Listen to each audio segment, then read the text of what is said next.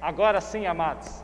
Então, a todos aqui que não só estão presentes, mas todos aqueles que vão acessar, vão nos ouvir, preste bem atenção na palavra do Senhor. Ouvi falar do que tens feito e estou cheio de temor. Faze agora em nosso tempo as coisas maravilhosas que fizeste no passado, para que nós também a vejamos. Mesmo que estejas irado, tem compaixão de nós. É interessante que nós vivemos momentos difíceis, e a nação de Israel também estava vivendo momentos difíceis, apostasia, distanciamento de Deus.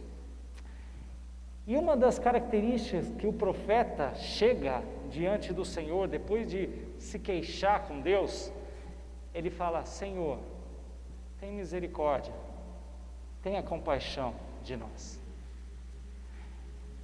E se nós vamos adorar a Deus, se nós vamos exaltar esse Deus, se nós vamos cantar, se nós vamos ouvir a voz dele, nós precisamos da ação do Espírito do nosso Deus. Por isso, eu quero convidá-lo e convidá-la agora, para você, aonde você estiver, você baixar sua cabeça, fechar os seus olhos e você diante de Deus, pedir: Deus, tenha compaixão nesse momento da minha vida, confesse seu pecado, se entregue agora.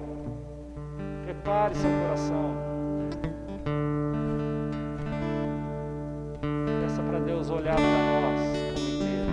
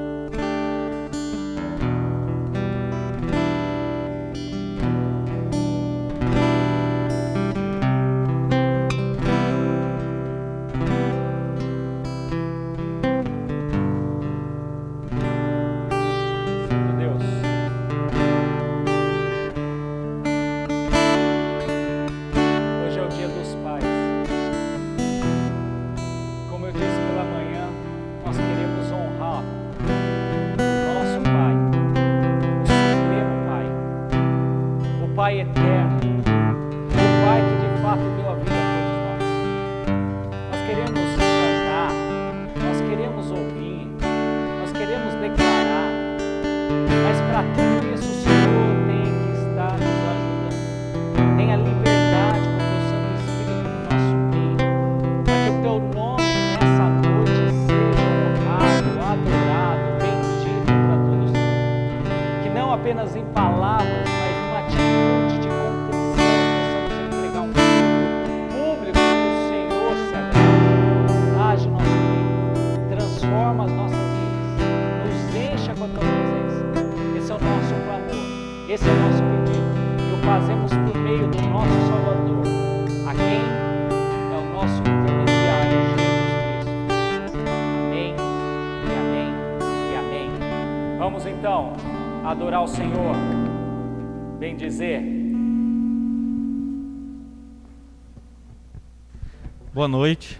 É muito bom, muito especial estarmos aqui novamente para estar louvando. Como é bom ver o rosto de cada um agora sem ser por uma tela, né? Como é bom estar junto novamente. Estou muito empolgado, muito alegre. E só antes da gente realmente começar a adorar ao nosso Deus, eu queria contar o que aconteceu ontem aqui no ensaio, em que a gente estava ensaiando e eu acabei vendo um desses papeizinhos assim, que é a ordem do culto, no dia 13/3. E aí eu comecei a pensar que naquele momento nunca teria passado na minha cabeça que seria a última vez que a gente ia estar se reunindo, e de fato eu poderia estar adorando e louvando ao Senhor de uma maneira melhor, se assim eu soubesse, né? Então que isso sirva também de lição para mim e para todos nós, para que a gente dê o máximo sempre para o nosso Deus, que a gente sempre cultue como se fosse a última vez. E por isso a gente vai começar louvando, dizendo a Deus que como é bom estarmos aqui, louvando e adorando a Ele.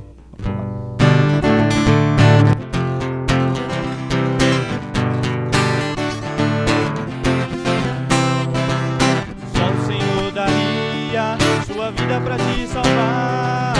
Nenhum outro Deus morreria em meu lugar. Com sua graça e seu amor, livrando os braços do pecado, fez de mim herdeiro das bênçãos de Deus. Herdeiro de Deus, como é bom te louvar, como é bom te adorar e dizer que é Senhor sobre toda a terra. Como é bom te louvar, como é bom te adorar e dizer que é Senhor sobre toda a terra.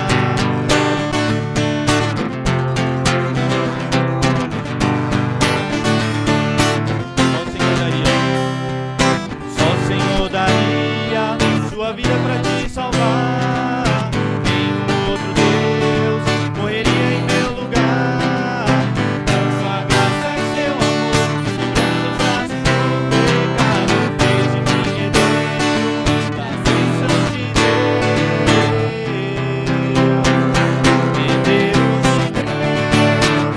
como é bom te louvar, como é bom te adorar e dizer que é Senhor sobre toda a terra. Como é bom te louvar, como é bom te adorar e dizer que é Senhor sobre toda a terra. Toda a terra te louva ao Senhor, por teus feitos, teu grande amor.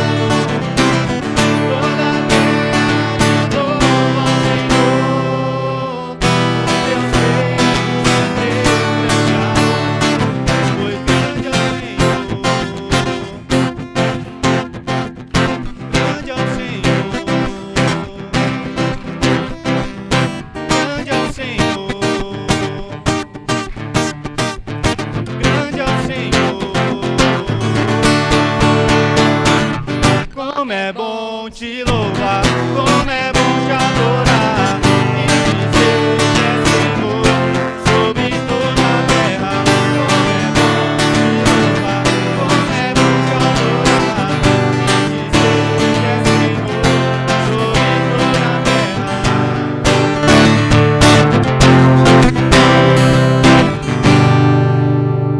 Amém. Pode sentar, por favor.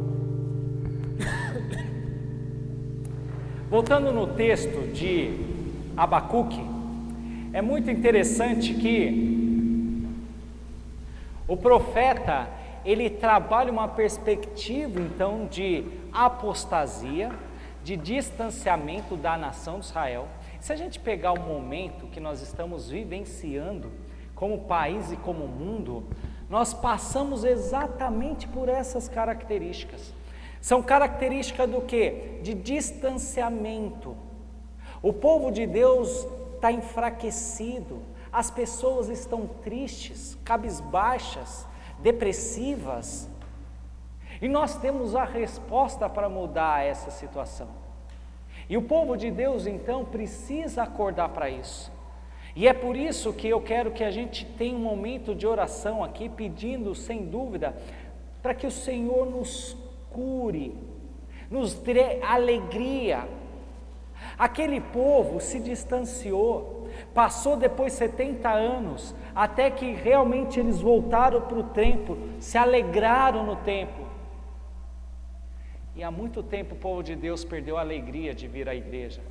Há muito tempo o povo de Deus perdeu a alegria de estudar a palavra de Deus. Há muito tempo o povo de Deus perdeu a paixão, a gana, o desejo de se reunir.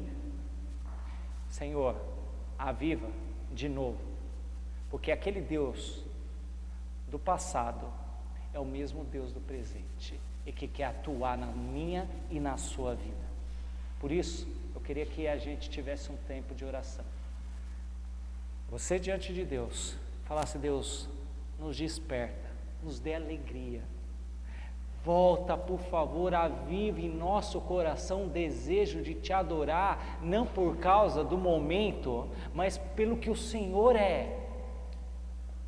Faça isso agora, você diante de Deus, abra seu coração, desenvolva isso, ore, peça isso ao nosso Deus.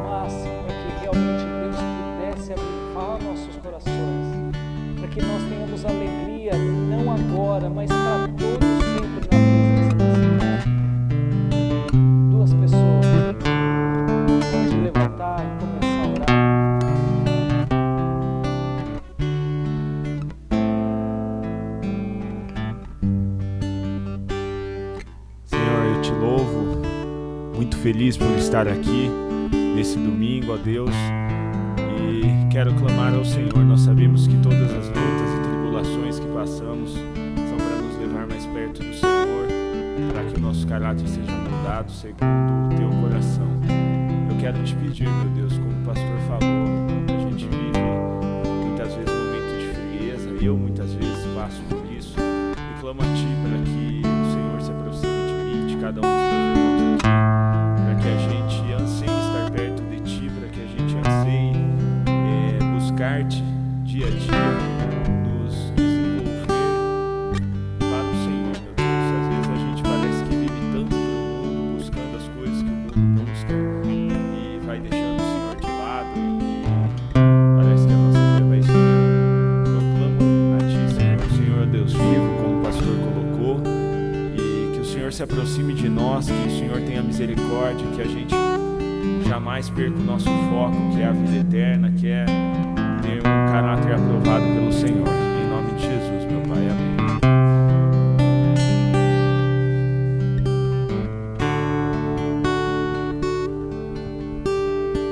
Senhor nosso Deus, não sei exatamente o que Abacuque estava querendo dizer naquele momento, e muitas das vezes a gente acaba se colocando em situações de cheque e buscando um entendimento, saber por que as coisas acontecem, ó Pai. Quando a gente avalia, por exemplo, muitas das vezes em momentos de escola que passamos por estudos, e aí chega o momento das provas. Então esse eu acredito que seja o nosso momento também, de estarmos confiando em Ti e reconhecendo que o que acontece, quer seja essa pandemia, quer seja as lutas, as dificuldades, as adversidades, são provas que o Senhor nos dá para que possamos realmente provar a nossa fé e reconhecer o senhorio do Senhor nas nossas vidas. Senhor possa, nesses momentos, nos dar sabedoria vinda do Senhor, para que possamos reconhecer, Pai, que não somos nada e tão somente estamos aqui num período de transição em que a maior glória que teremos é contigo na vida eterna. Nos dê sabedoria, nos dê entendimento, para que possamos confiar nisso de corpo, alma, entendendo que é só o Senhor para que realmente nos dá esse refrigério para nossa alma, essa certeza de uma vida eterna contigo. Em nome de Jesus que eu oro e te agradeço. Amém. O povo dele reunido, aqui presente. E por isso que nós vamos declarar que ele é Deus. Vamos ficar em pé de novo. Bem forte. Salve.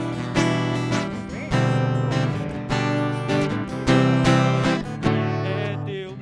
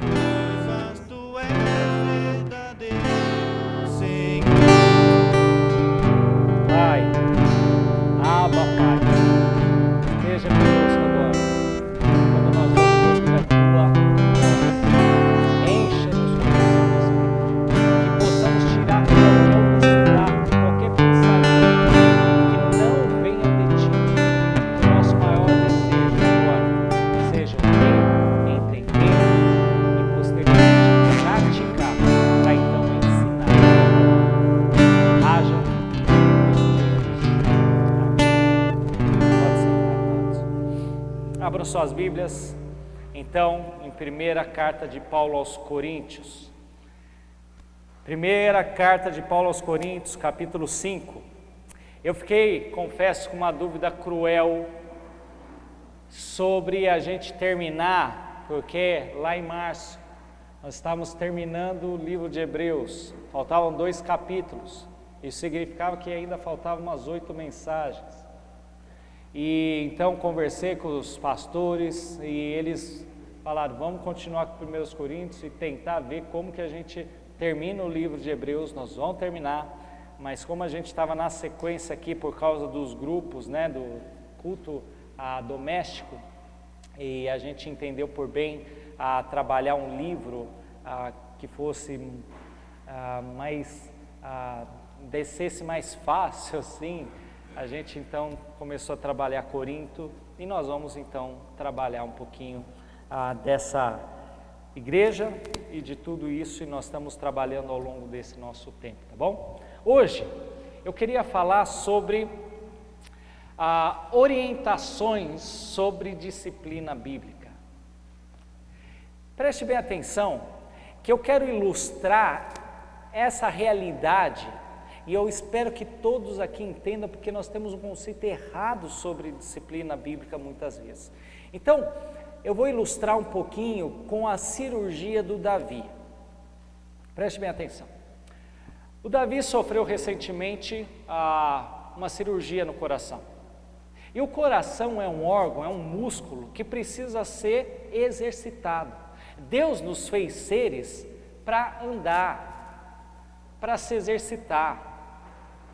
Então, quando você se exercita, seu coração ele começa a ficar bom, saudável, tá?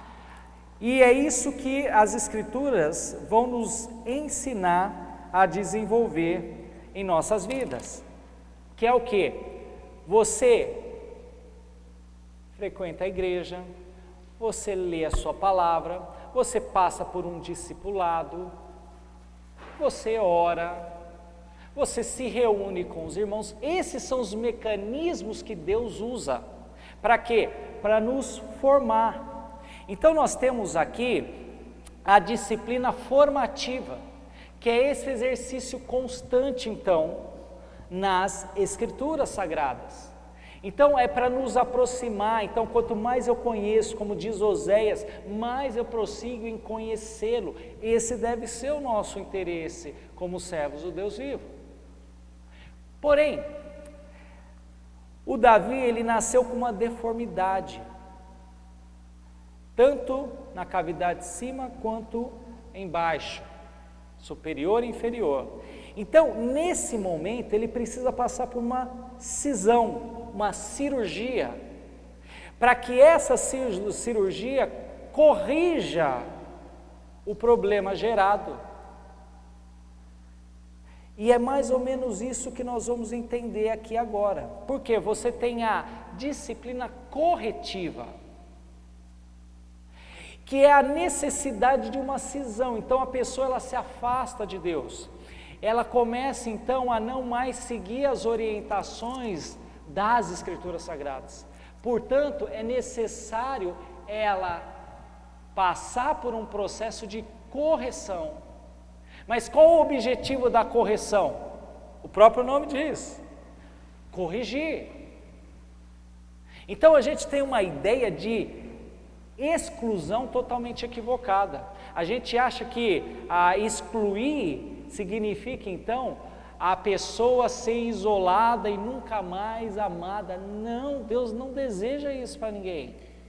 E nós vamos ver através dos textos das Escrituras Sagradas aqui em Corinto. Então nós vamos ver algumas orientações sobre isso. Então preste bem atenção. Você tem essa disciplina formativa e você tem a disciplina corretiva. Pela graça de Deus, nós queremos ficar só na primeira. É só na primeira que a gente quer. Mas às vezes é necessário fazer uma cisão. E é isso que o apóstolo Paulo então vai nos ajudar. Então, primeira orientação, a disciplina bíblica visa tratar publicamente o pecado público. Vamos ler então, acompanha comigo a leitura aqui, nós vamos ver até para a gente ganhar tempo aqui, eu vou trabalhar versículo por versículo aqui, tá bom? Então nós vamos lendo a partir do momento que a gente estuda. Por toda parte, então por toda parte está se ouvindo que esse pecado tem causado dentro da igreja.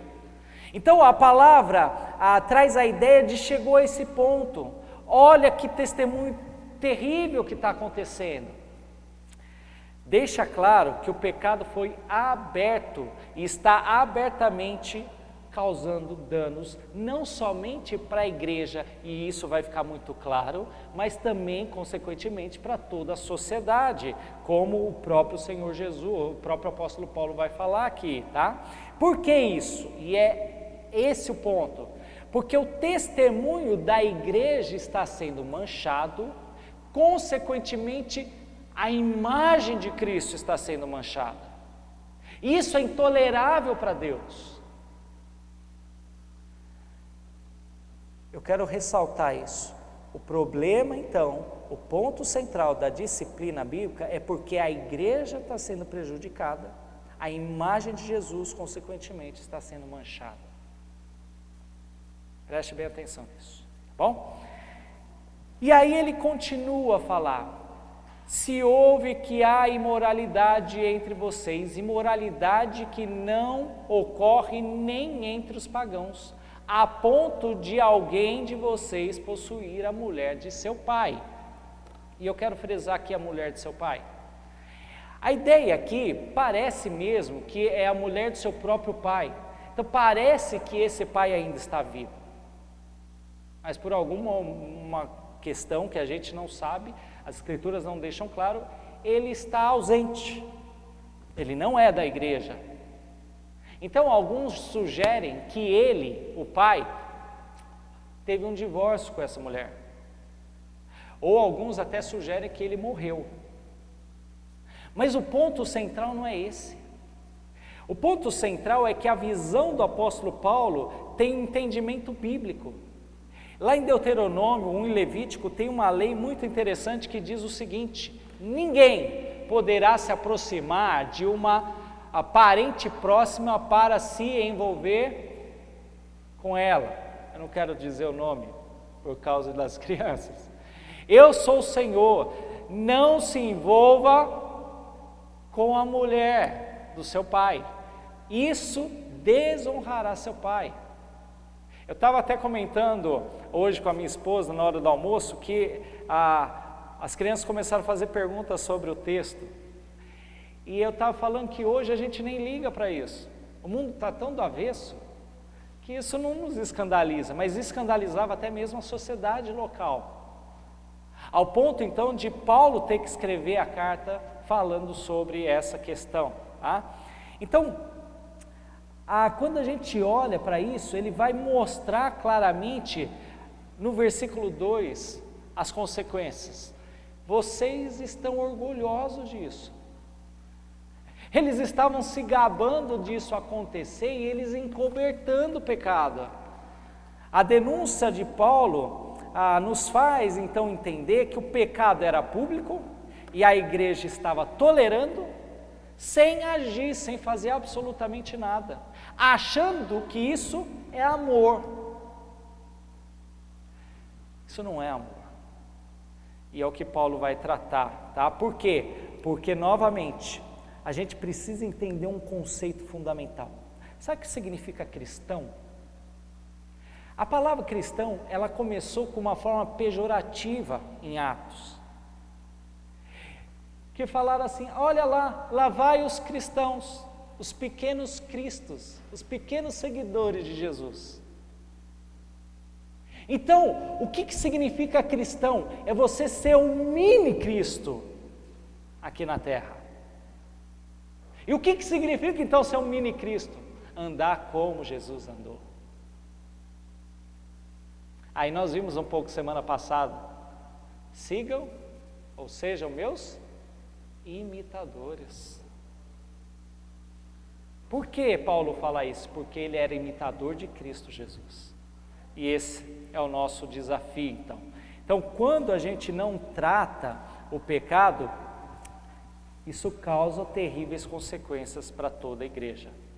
E aí ele fala de algo muito interessante: não deviam, porém, estar cheios de tristeza.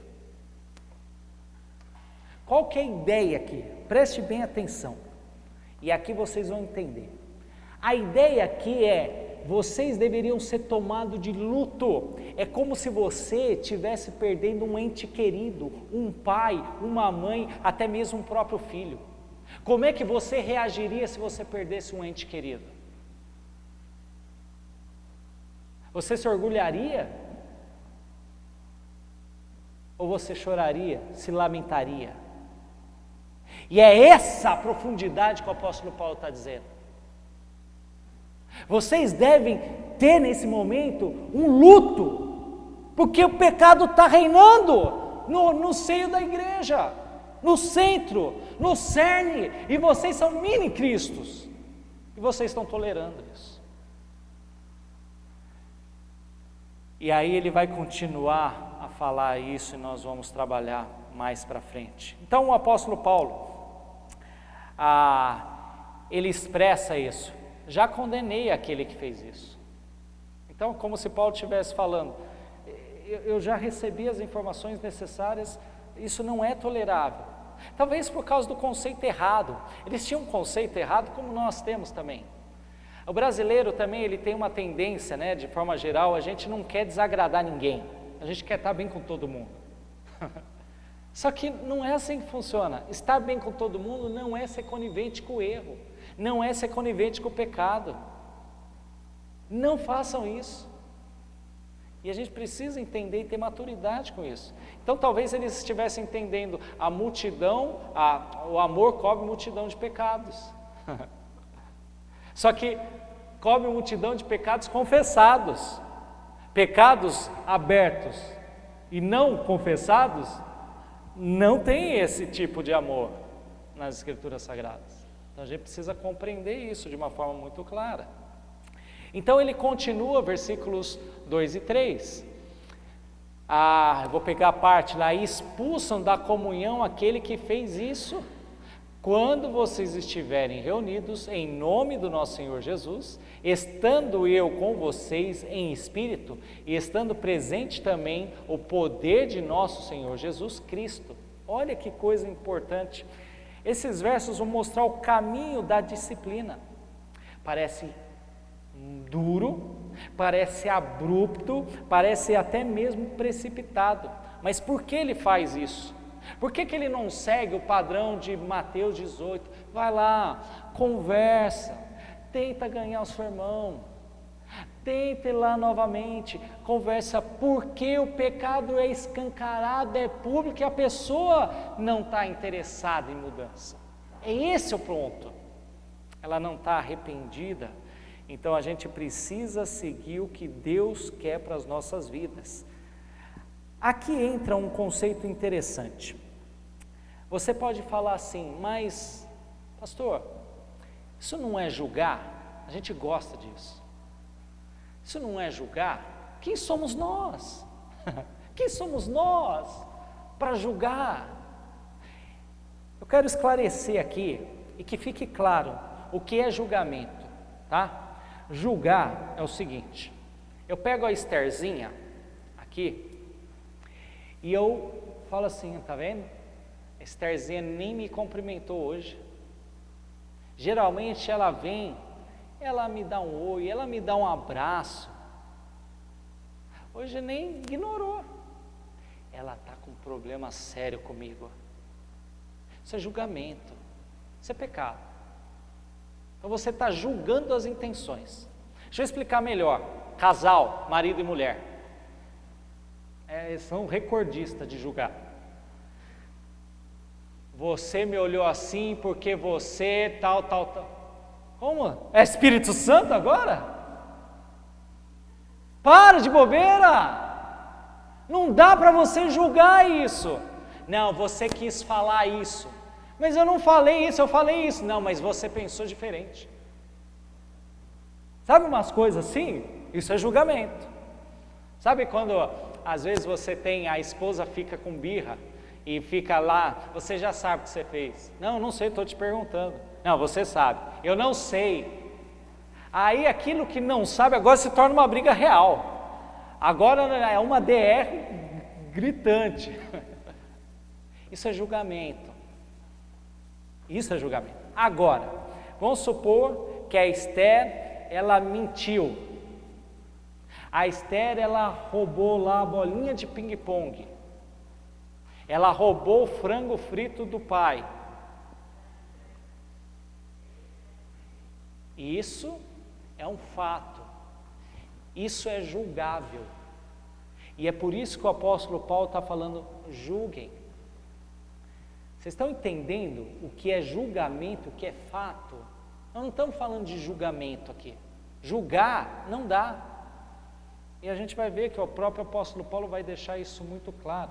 Então, a disciplina bíblica e a disciplina severa, ela serve aqui para a gente para tratar casos graves, pecados graves, abertos, declarados. Olha quais são os pecados que ele mesmo lista para nós: seja imoral, avarento, idólatra, caluniador, alcoólatra ou ladrão.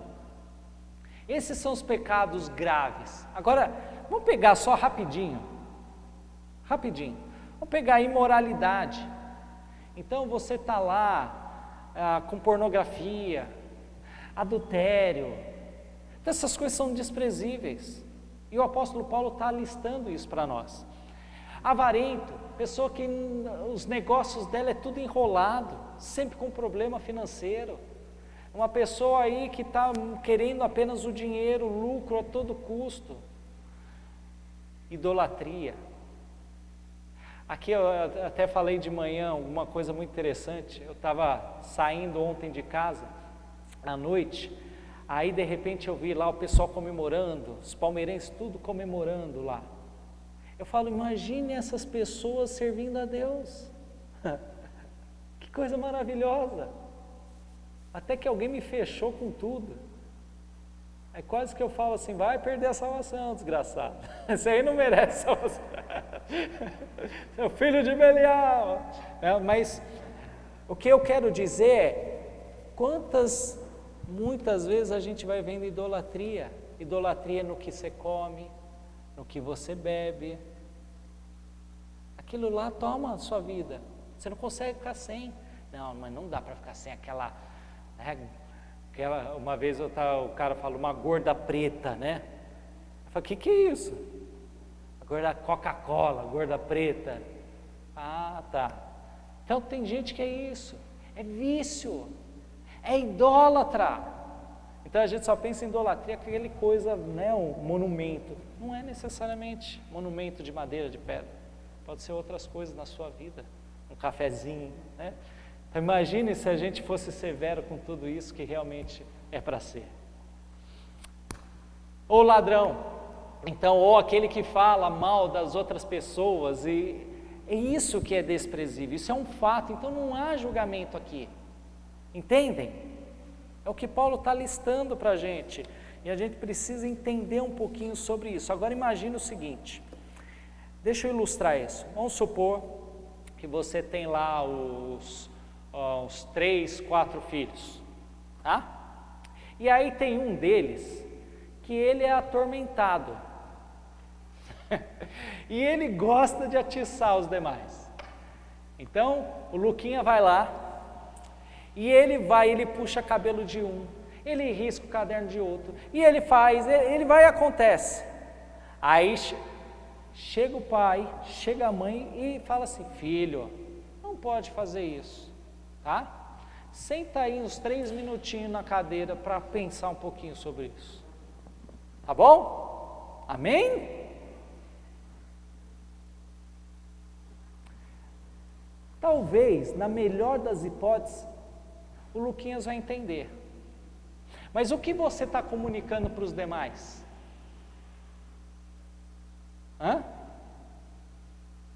Qual a comunicação para os outros? Tudo bem, se eu fizer, o que vai acontecer comigo? Eu só vou ficar 3 minutinhos na cadeira. Não tem gravidade.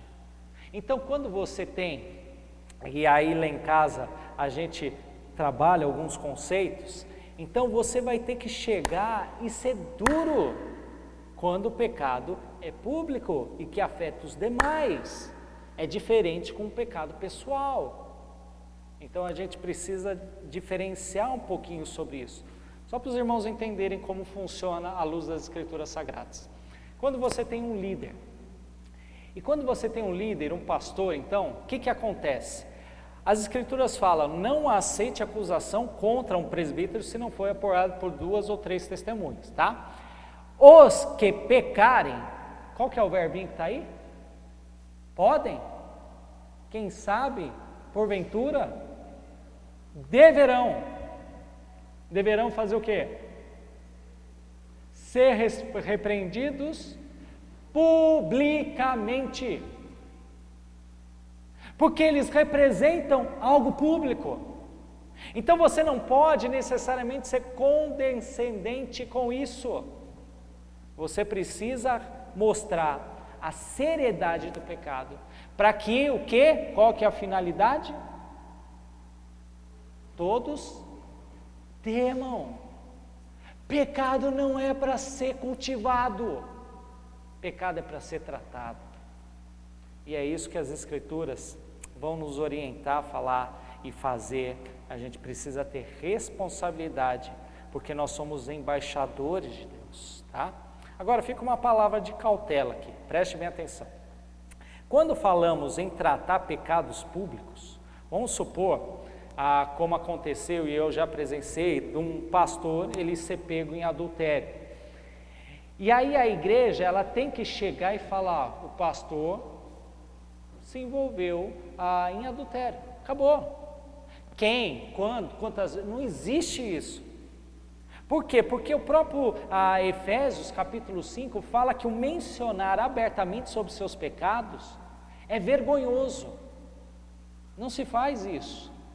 Por quê? Porque senão às vezes você quer atrair e o pecado se torna atraente para as pessoas e não é esse o objetivo. Nós devemos odiar o pecado e não que o pecado seja gostoso ou atraente para os nossos corações, para a nossa mente, para aquilo que a gente quer fazer. Então temos que tomar cuidado com as iscas que a gente alça, tá? E coloca, tá? Preste bem atenção. Por exemplo, o Davizinho está com 2 anos, então eu não vou colocar lá no centro de mesa um negocinho de vidro.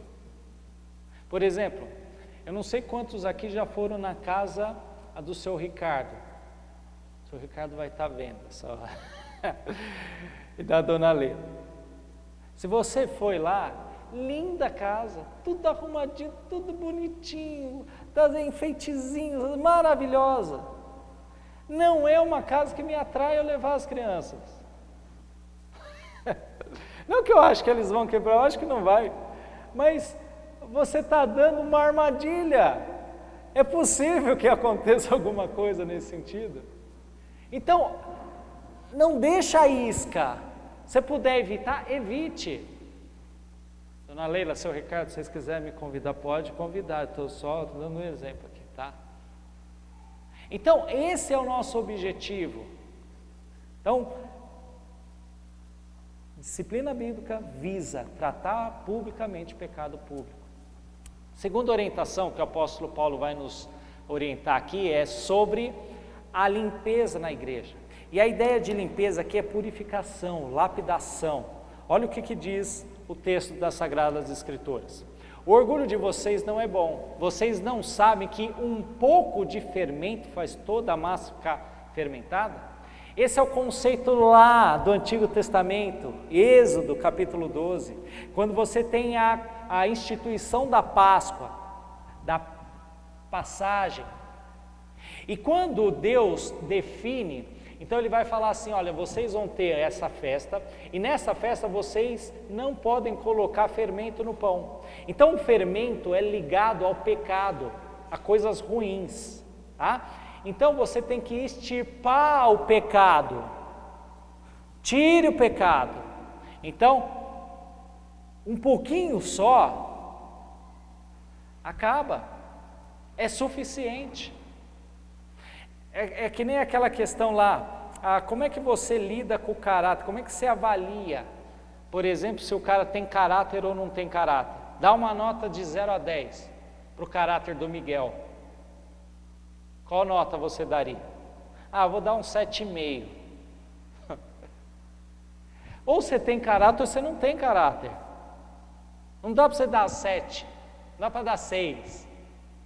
O Miguel é 20 se pudesse.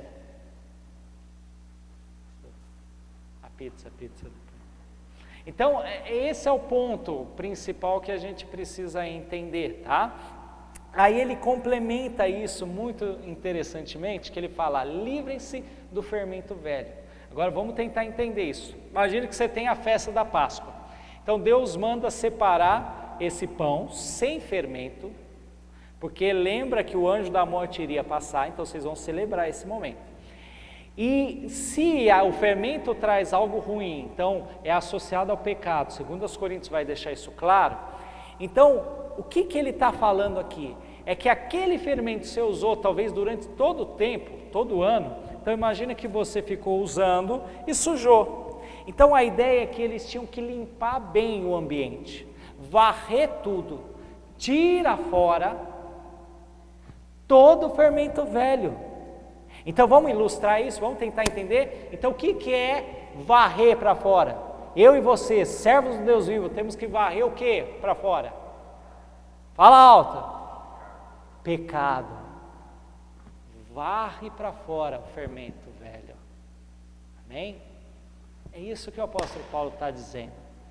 Para nós ficar confuso, mas esse é o entendimento que as Escrituras vão nos dar.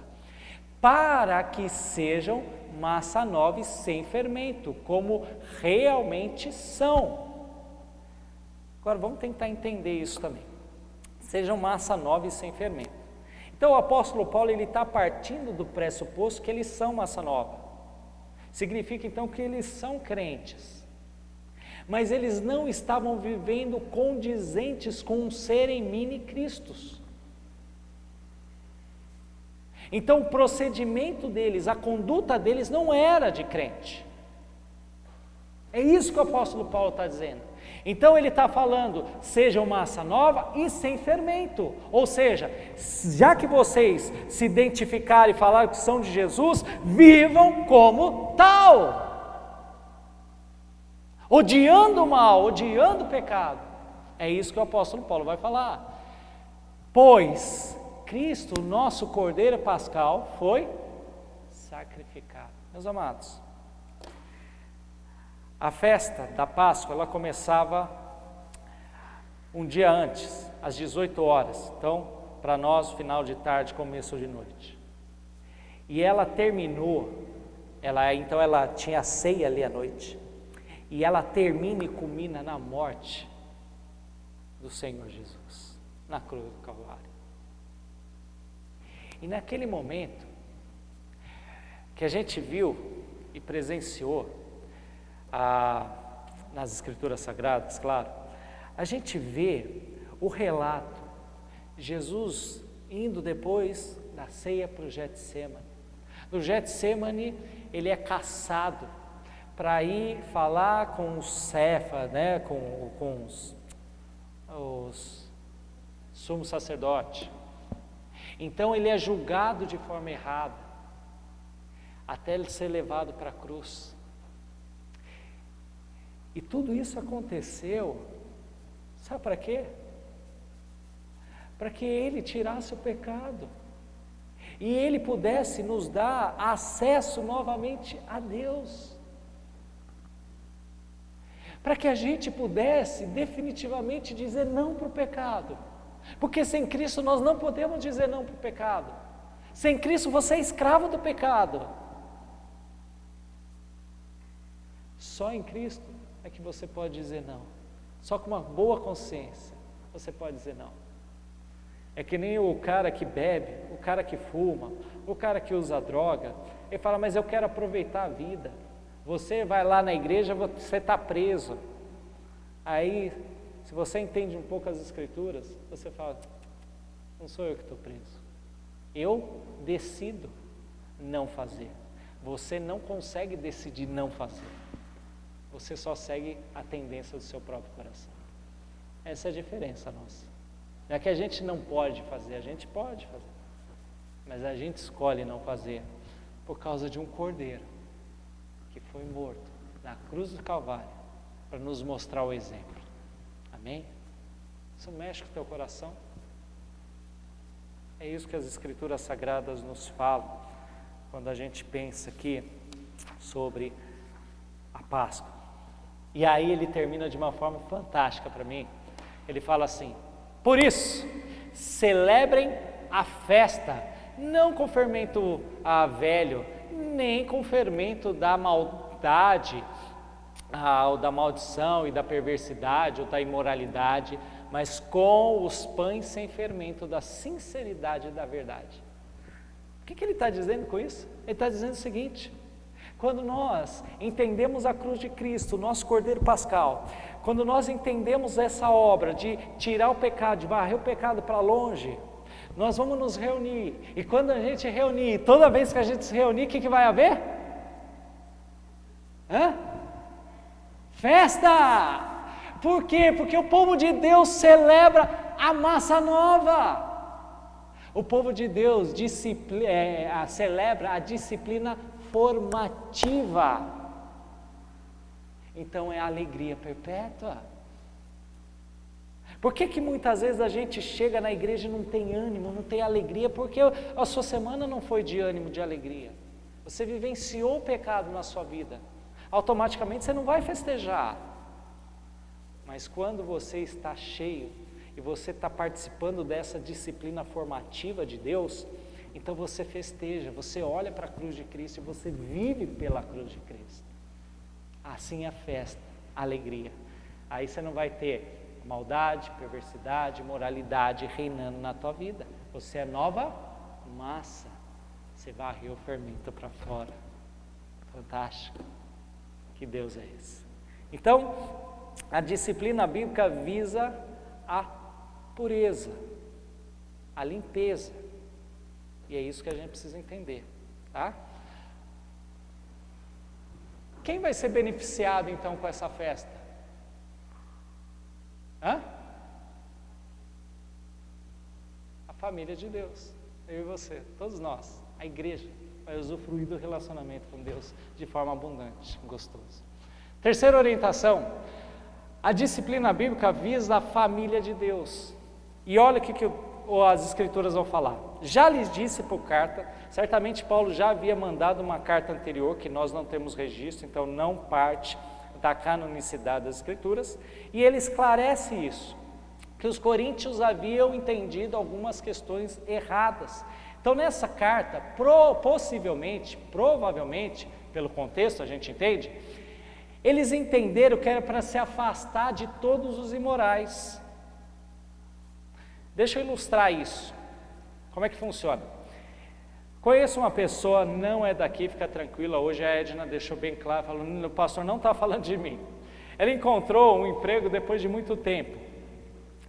E depois que ela encontrou esse emprego, passou 2, 3 dias, não me lembro bem, ela estava conversando comigo e ela falou assim, eu vou sair do serviço. Aí eu levei um choque assim, eu falei, como assim? Baita de uma empresa boa, você começou esses dias, por quê? Eu fiz essa pergunta, não se faz algumas perguntas, e eu perguntei e ele respondeu, porque lá o pessoal fuma.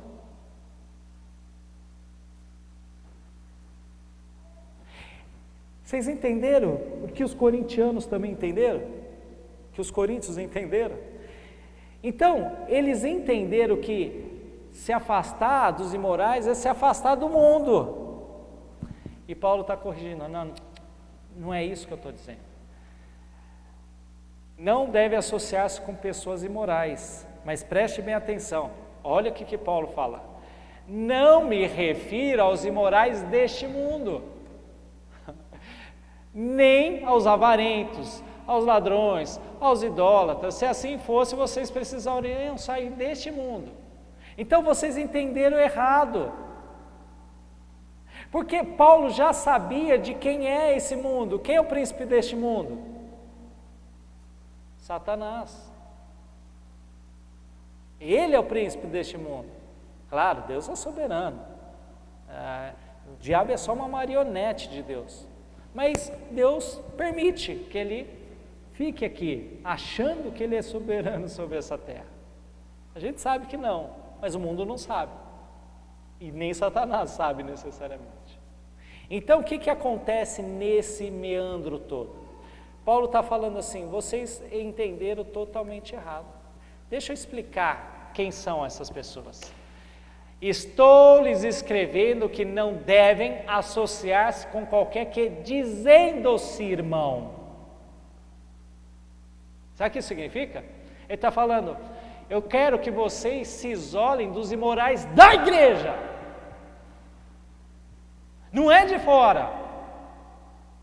E nós temos uma tendência de afastar as pessoas, os incrédulos, porque eles bebem, porque eles fumam, porque eles cheiram, porque eles, sei lá o que eles fazem. E você se coloca num patamar acima deles. O Evangelho não lida com isso. Jesus, ele oferece a graça. Isso não significa que você vai se tornar amigo íntimo, você vai pedir conselho para o incrédulo. É óbvio que não, porque ele não vai te dar um conselho à luz das Escrituras. Então não é isso que eu estou dizendo, mas certamente Deus quer que a gente se aproxime do mundo para resgatar o perdido. Essa é a essência do Evangelho. Só que dentro da igreja existem pessoas imorais que não estão com um relacionamento profundo com Deus, se afastaram de Deus e vão precisar de uma cisão, como nós vamos ver daqui a pouco. Esse é o procedimento que a gente precisa entender em nossas vidas. Está claro, amados? Está claro. Então a gente precisa compreender o que Deus está falando de fato às nossas vidas, aos nossos corações. E aí, pois, como haveria eu de julgar os de fora da igreja? Então Paulo está falando, eu como apóstolo não posso julgar as pessoas de fora. Não devem vocês julgar os que estão dentro? E isso que é a grande chave. Não se esqueça o que é julgamento pecaminoso de fato ou de factual, de algo real. Então o pecado público, o pecado declarado, ele é real. Então isso não é um julgamento. Agora, coisas ou intenções do coração, intenções de pensamento, e você tenta descobrir, isso é pecado. Tá? E aqui deixa eu dar uma palavra de advertência, isso aqui é muito importante. Eu tenho uma palavra de advertência a todos vocês. E se a carapuça servir, amém. Tá? Se não servir, glória a Deus. Também. Às vezes, dentro da igreja, a liderança é muito mal falada, sendo que as pessoas não sabem o que está acontecendo. Elas nem perguntam para as pessoas certas. E elas julgam pecaminosamente.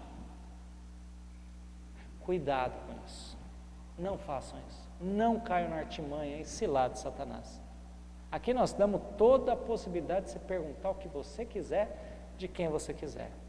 Mas uma coisa que eu sempre vou fazer, e que a liderança, os pastores vão fazer sim, é preservar o pecador.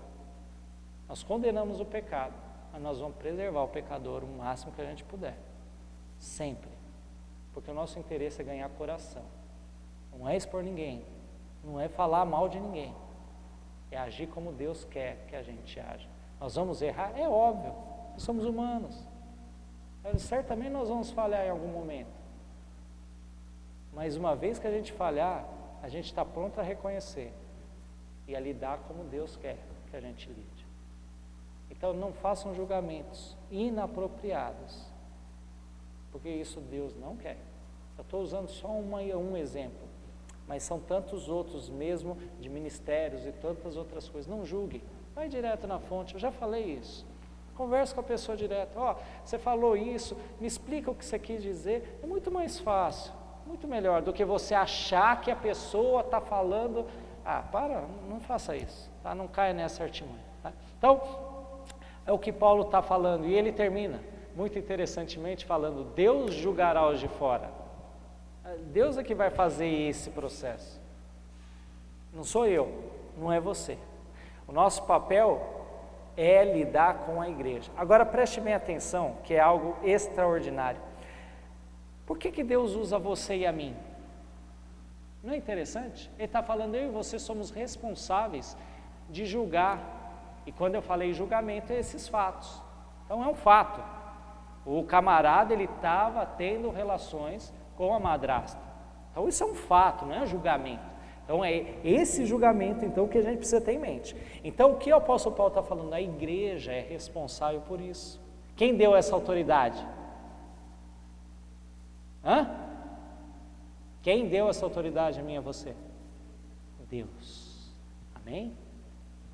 Ele falou, é vocês. Ele podia lidar com anjos, ele podia trazer anjos aqui e julgar as pessoas, podia. Mas ele falou, eu quero trazer vocês, igreja. Mas, Senhor, nós somos imperfeitos, nós erramos. É por isso mesmo que tem que ser vocês. Porque se for ele, todo mundo está fuzilado. Está todo mundo perdido. Aí ele fala, é vocês. Vocês têm que seguir o que eu falei, o que eu já deixei. Ele usa a igreja para isso. Eu acho isso extraordinário. Que eu falo, Senhor, qual que é a razão de eu estar aqui? Qual que é a razão de eu estar pastoreando? Por quê? Não sei. Mas Deus quer. Vamos embora.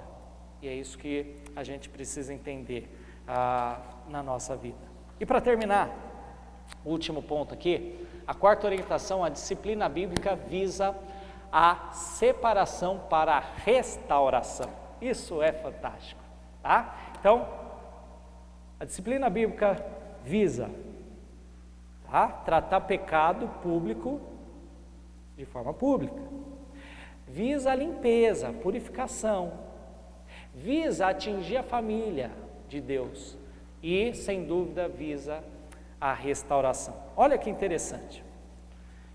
Expulsem, depois livrem-se e não se associem. Aí você olha, nossa, o apóstolo Paulo é duro. Não, o que ele está deixando muito claro para a igreja, para todos nós, é o seguinte: isso é um ato formal. Esse ato formal, ele é público e deve ser unânime. Nós não podemos questionar isso. A pessoa, ela não quer se arrepender, não tem que conversar, amados.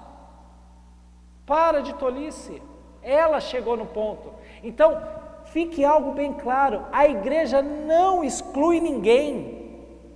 A igreja não exclui ninguém. A própria pessoa se exclui. A própria pessoa toma a decisão de não seguir a palavra de Deus. Ela está tomando a decisão, não é a igreja. A igreja, ela só formaliza de forma unânime o que a pessoa está decidindo. Entendem isso? Então, a igreja é má, expulsou. Não, para com isso. Nós não temos autoridade de expulsar quem quer que seja dentro da igreja. Aliás, se tem uma coisa que Deus sempre quer, é que a igreja tenha um monte de pecadores. E nós vamos entender que tipo de pecadores é isso que ela deseja, tá? Mas que não se conformem com o pecado e que queiram varrer a massa, o fermento velho, tá bom? É isso que a gente precisa entender. Então, eu quero só definir um negócio muito importante, que Mateus 18 fala, e que a gente precisa corrigir aqui. Eu já dei um toque isso pessoal da manhã, e vou também dar um toque. Eu já vi oração nesse sentido de alguns, tá? Quando Mateus fala, quando 2 ou 3 estiverem em meu nome, ali estarei. Então a pessoa ora aqui de manhã, à noite, fala, Senhor, o Senhor fala, onde 2 ou 3 estiverem, ali estarei. Então o Senhor está aqui. O Senhor vai estar aqui, não é porque 2 ou 3 estão, é porque Ele está em todo lugar. Ele está comigo aonde eu estiver. Aquele texto, você pode orar, mas não ore nesse texto, porque esse texto não está falando sobre isso. Esse texto está falando sobre disciplina em Mateus 18. Então, quando há disciplina e 2 e 3 estão lá sendo representantes, então significa que nós estamos sendo representados nos céus. A disciplina está sendo afirmado nos céus. E é isso que a gente precisa entender. Então Deus está no meio desse processo. É só isso. É o que o texto fala. Tá? Então não significa, como alguns usam, que fala, eu sou igreja onde tiver 2 ou 3. Isso não é verdade. Tá? Então, vamos corrigir essa visão.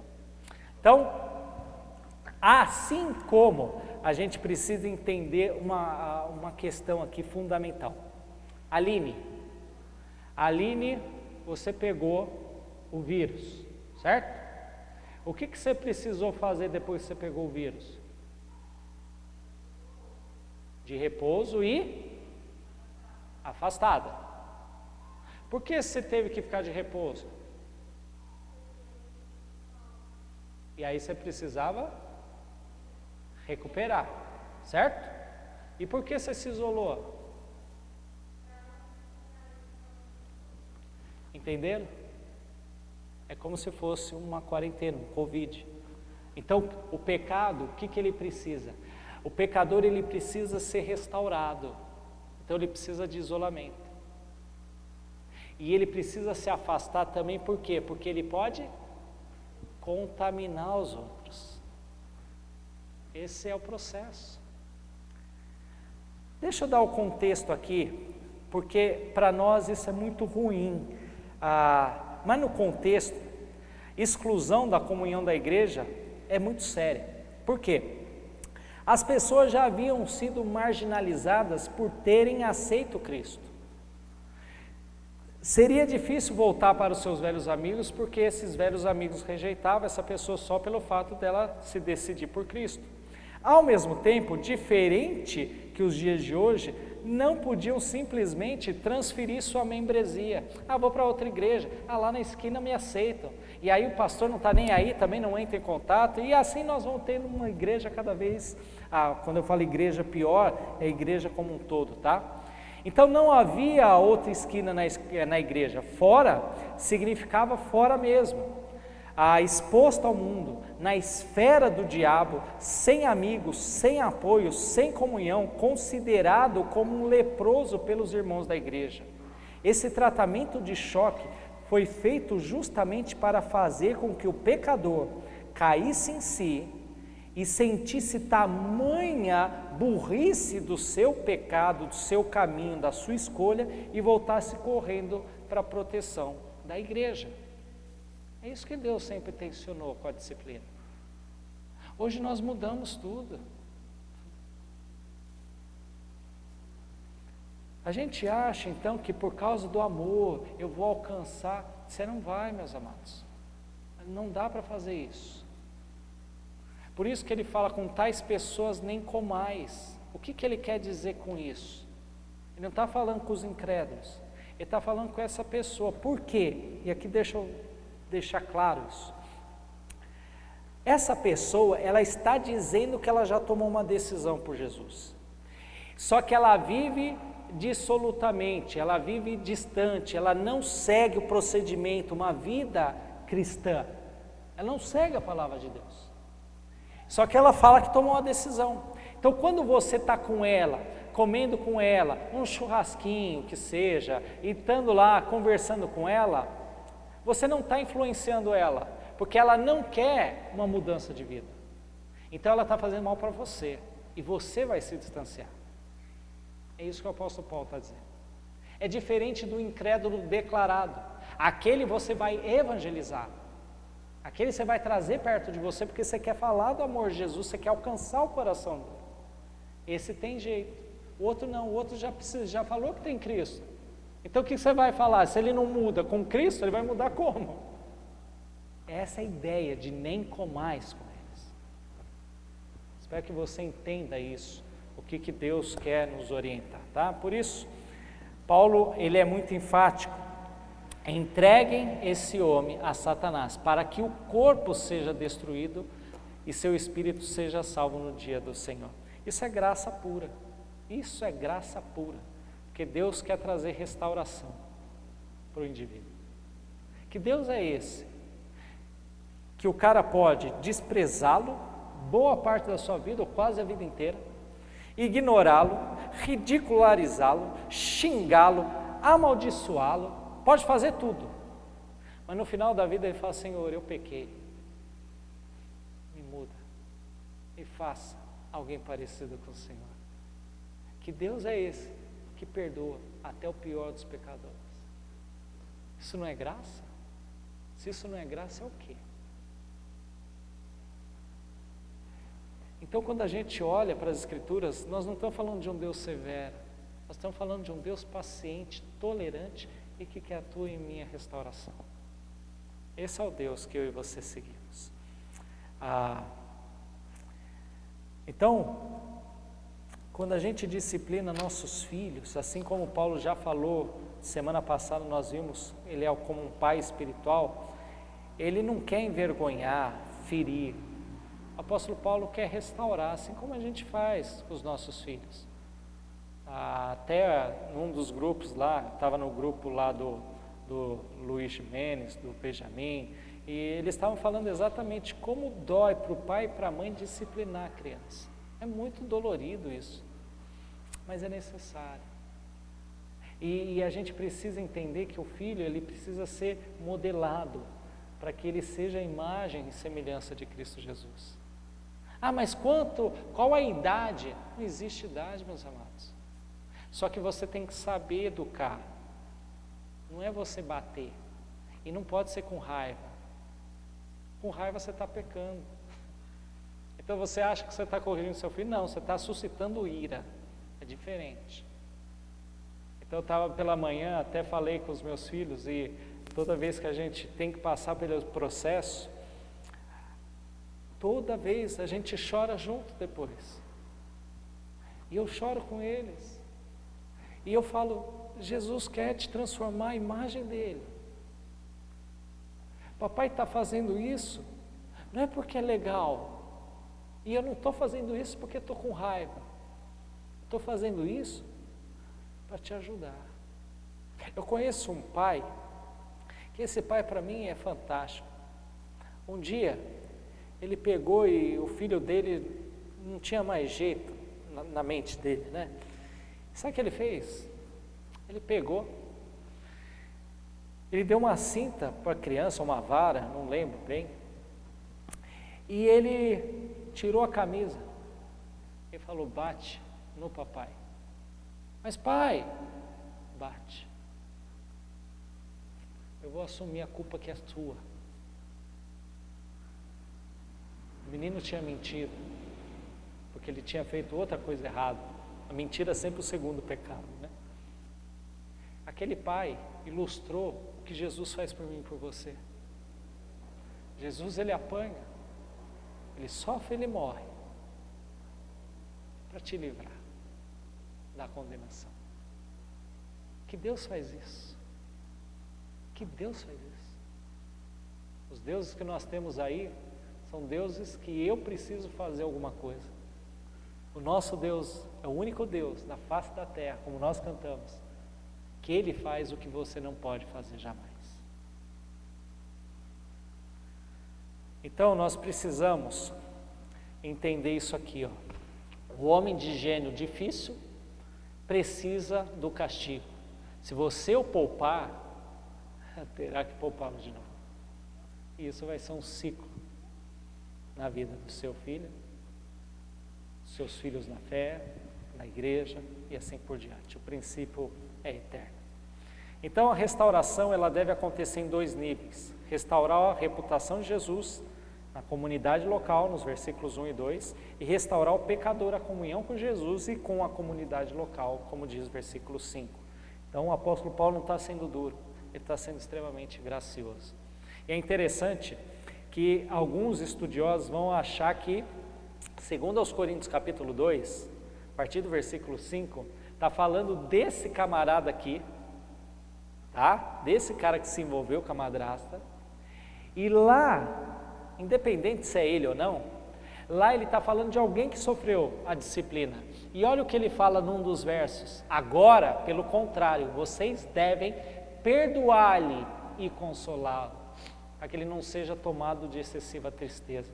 Ou seja, é o momento de abraçar, não é momento mais de excluir, não é momento mais de ignorar, de não comer com ele.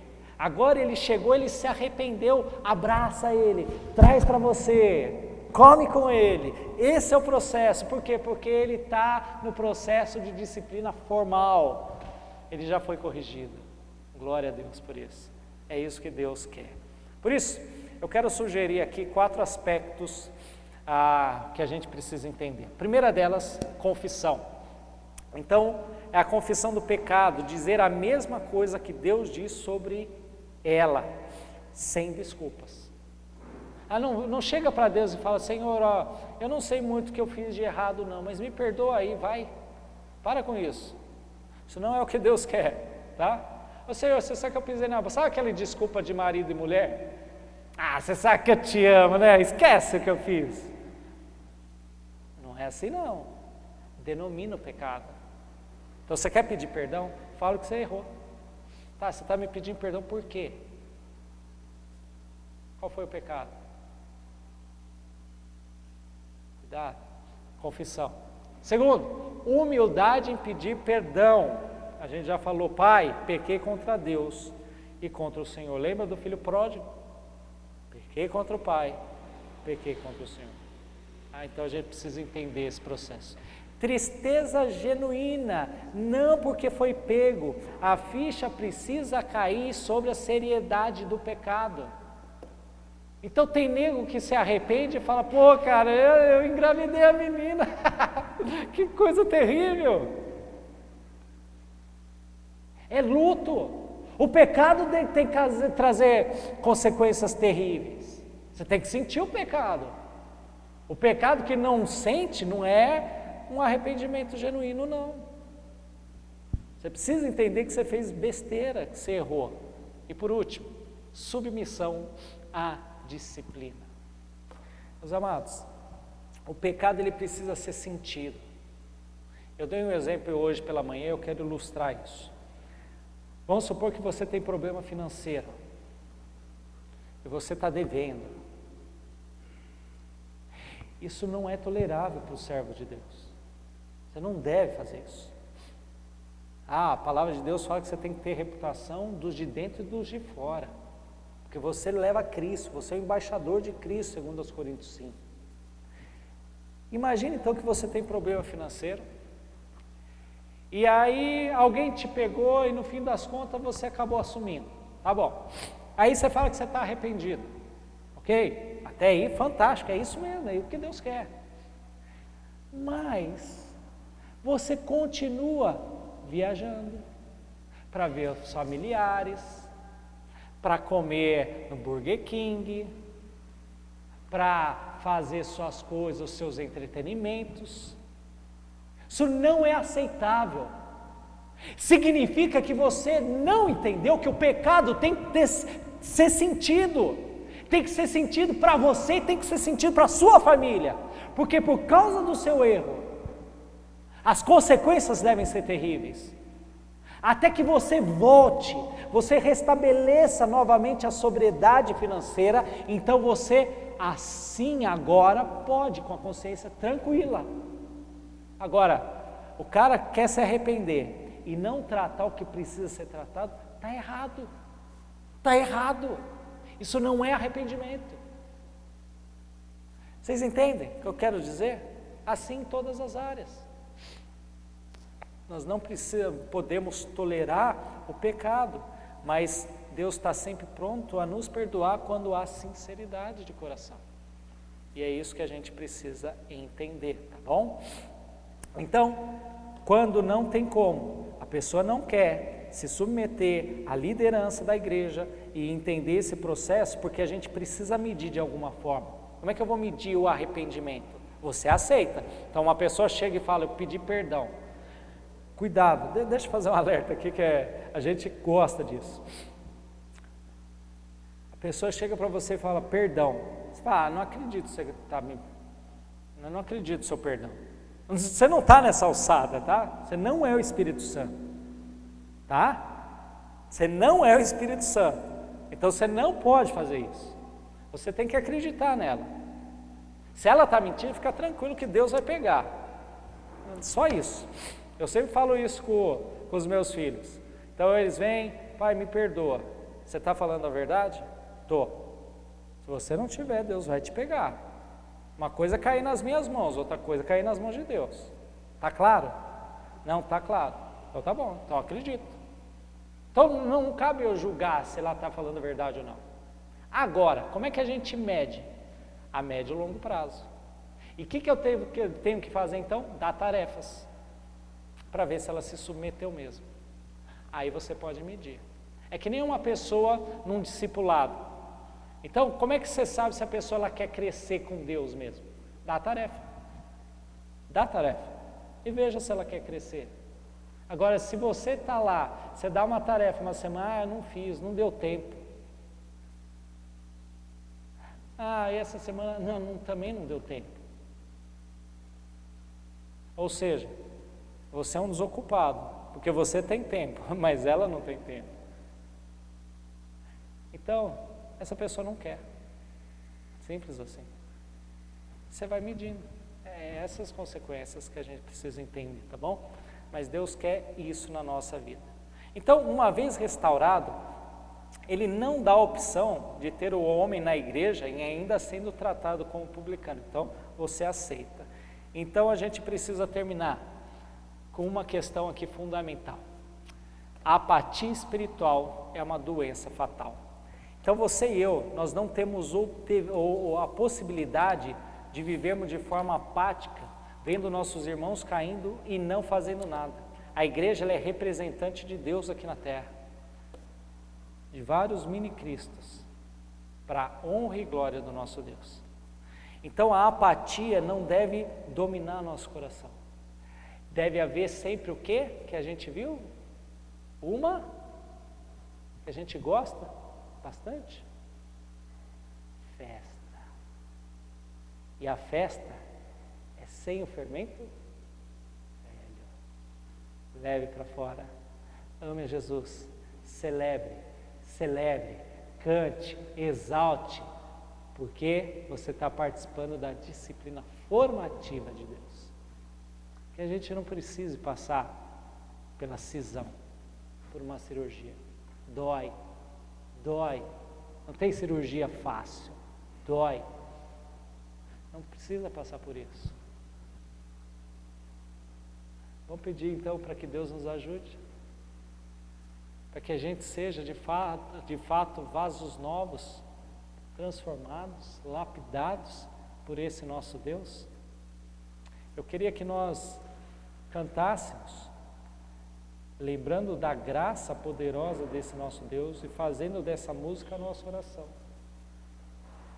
Eu quero ser um vaso novo. Você está disposto a fazer isso? Está disposto a querer varrer para fora o fermento velho? Ser dominado pela presença desse Cristo gracioso?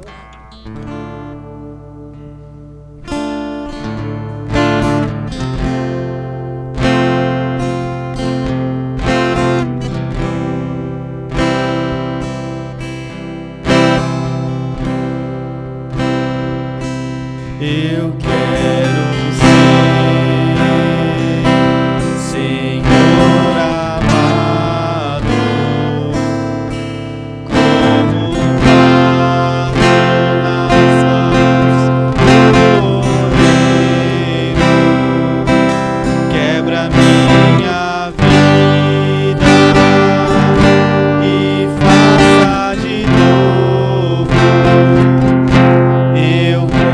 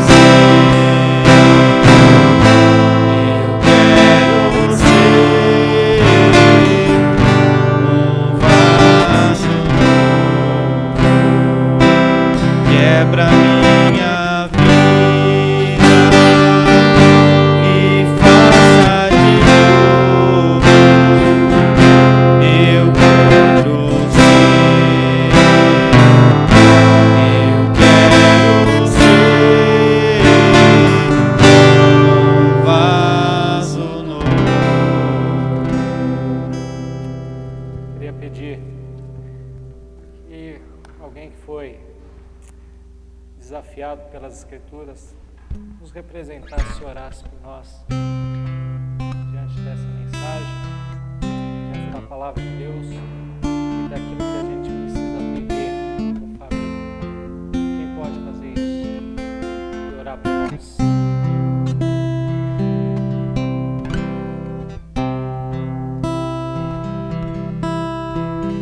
Senhor, meu Pai, nós te louvamos pelo seu imenso poder, pelo seu amor, ó Deus. Muito obrigado, Senhor. Obrigado pela mensagem, como ela veio impactar os nossos corações. Nos ajuda, Senhor, a entender esses aspectos da disciplina, da nossa formação, de acordo com a Tua palavra, de acordo com a Tua vontade, ó Deus. Nos transforma, Senhor, com o Teu Santo Espírito a cada instante, para que o nosso amanhã seja sempre melhor do que hoje. Nós cresçamos na Tua presença, para a honra e glória do Teu santo e precioso nome. Em nome de Jesus. Amém. Amados, hoje pela manhã nós terminamos, nós passamos, higienizamos todos os anos aqui para você sentar e ficar bonitinho. Eu quero que essa semana você festeje, tira o pecado, vamos festejar. Semana que vem, quem sabe, aqui a gente possa ter todo mundo, sabe, mude aí a zona, a gente consiga colocar mais pessoas, claro, vai ter os afastamentos necessários, tudo, e quem sabe a gente consiga mais. Então vamos orando, vamos festejar, vamos adorar o Rei dos Reis, com a sua vida, com a sua conduta, elimine o mal da tua vida. Um grande abraço, ótimo resto de semana, de noite e excelente semana para todos vocês.